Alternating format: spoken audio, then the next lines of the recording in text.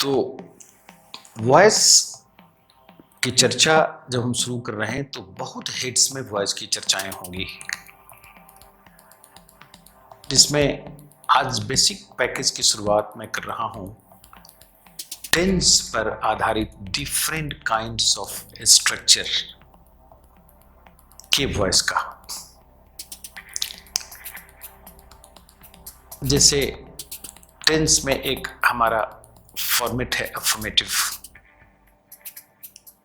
अब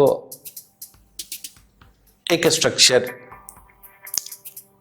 मैं दे रहा हूं, अफर्मेटिव वो होगा, और पूरे टेंस में आप इसको देखेंगे कि जैसे ही प्लक्स ए फ्लावर।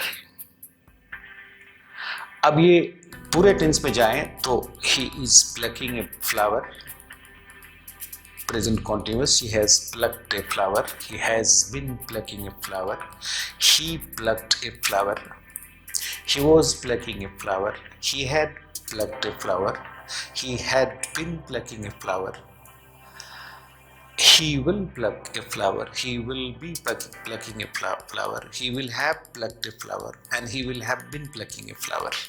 ये 12 टेंस का एक्टिव स्ट्रक्चर ने रखा,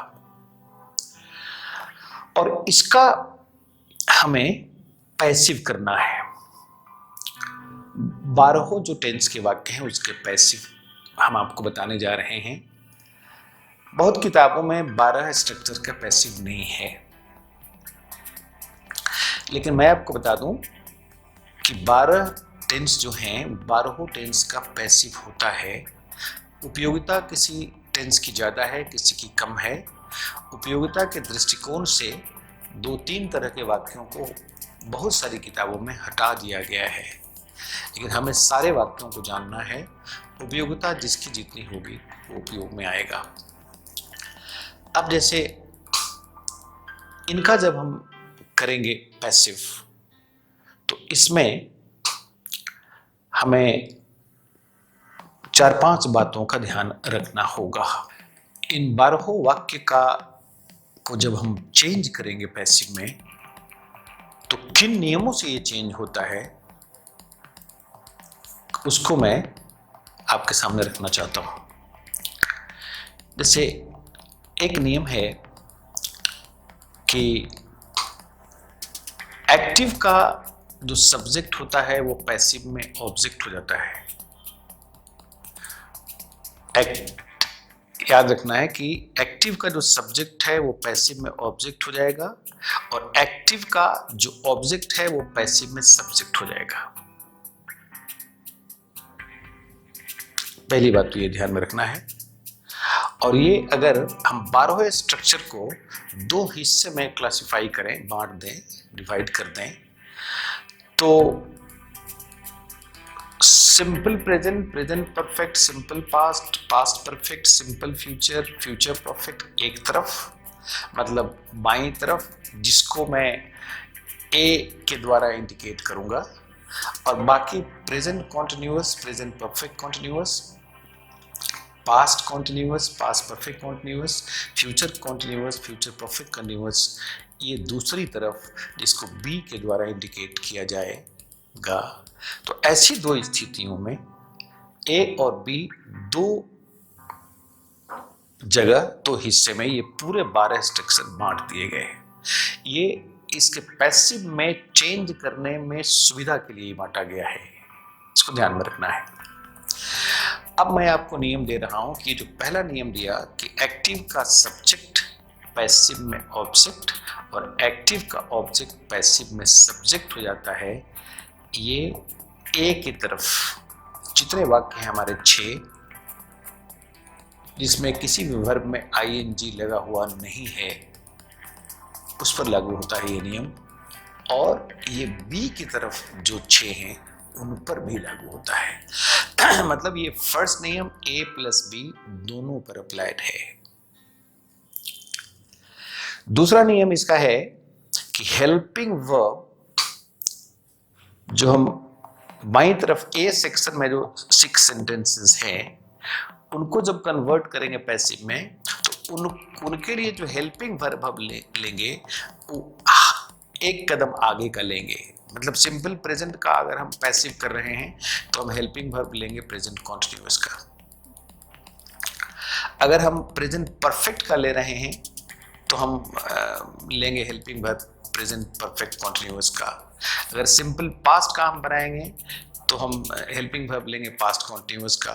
अगर हम पास्ट परफेक्ट का बनाएंगे पैसिव तो हेल्पिंग वर्ब लेंगे पास्ट परफेक्ट कॉन्टिन्यूअस का। अगर हम सिंपल फ्यूचर को पैसिव में चेंज करेंगे तो हेल्पिंग वर्ब लेंगे फ्यूचर कॉन्टिन्यूअस का। और अगर हम फ्यूचर परफेक्ट का को कन्वर्ट करेंगे पैसिव में तो हेल्पिंग वर्ब लेंगे हम फ्यूचर परफेक्ट कॉन्टिन्यूअस, एक कदम आगे का लेंगे। ये हेल्पिंग वर्ब का नियम हो गया। And this is useful for all the 6 sentences in A section, in section A। ये हो गया। तीसरा नियम इसका है कि हम जब मेन वर्ब की मदद लेंगे तो मेन वर्ब हमेशा V3 फॉर्म में ही होगा। पैसिव वॉइस में ना V1 का प्रयोग होता है, ना V2 का, ना V4 का, ना V5 का, केवल V3 का प्रयोग होता है। और फिर यह नियम भी दोनों सेक्शन पर A और B के 12 सेंटेंस पर लागू होता है। अब इसमें चौथा नियम जो आपके सामने आ रहा है वो ये है कि जब हम B सेक्शन के जो 6 वाक्य हैं जब उसको हम चेंज करेंगे पैसिव में तो उसके हेल्पिंग वर्ब को बदलने का नियम ये है कि उसका हेल्पिंग वर्ब हम उसी में से लेंगे। जैसे इधर वाले में से हम एक कदम आगे का लिए थे लेकिन ये उसी स्ट्रक्चर का लेंगे। एक तो ये नियम हो गया, तो ये अप्लाइड है केवल बी सेक्शन के सारे 6 जो सेंटेंस है उस पर। अब इसके बाद एक और बात आती है कि इधर के जितने भी सेंटेंस हैं उस सब सेंटेंस में आप मार्क करेंगे तो देखेंगे कि वर्ब में आईएनजी लगा हुआ है। तो इधर वाला जो सेक्शन है उसको हेड ही का नाम हो जाता है वर्ब्स विथ आईएनजी, और जब बाईं तरफ वाला सेक्शन जो हमारा है उसमें हो जाता है वर्ब्स विदाउट आईएनजी। अब इसमें जैसे he is plucking a flower, he has been plucking a flower, फिर he was plucking a flower, he had been plucking a flower, he will be plucking a flower, he will have been plucking a flower. तो ये 6 sentences होंगे। तो इसका नियम मैंने बताया कि इसका हेल्पिंग वर्ब हम उसी में से लेंगे। अब एक बात और कि ऐसे सारे सेंटेंसेस में बीइंग का प्रयोग किया जाता है। ये भी ध्यान रखना है कि बीइंग का प्रयोग हम करते हैं जिसके एक्टिव के वर्ब में आईएनजी लगा होता है। इसलिए कि बीइंग वर्ड जो है वो भी एक तरह से बी का B4 है, तो हमें उसकी जरूरत होती है तो हम उसको इस्तेमाल करते हैं। तो उसको हम लगाएंगे कहां? तो just after the helping verb. इसको ध्यान रखना है कि हर सेंटेंस में आफ्टर हेल्पिंग वर्ब के जस्ट बाद इस्तेमाल करेंगे बी। और अब एक आखिरी नियम है वो ये है कि हमारा जो एक्टिव का जो सब्जेक्ट होगा वो